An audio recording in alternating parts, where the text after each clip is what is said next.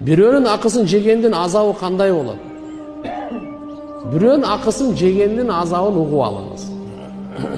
Эртеге кыямат күнү сиз анаңызга, апаңызга бир сооп бере албайсыз.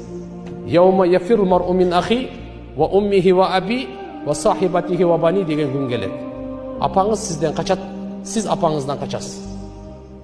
Балам мен сенин төрөдүм эле, чоңойттум эле, бир сооп берип койчу десе бере албайсыз. Мына бирок кимдин акысын жедиңиз го, ошого бересиз.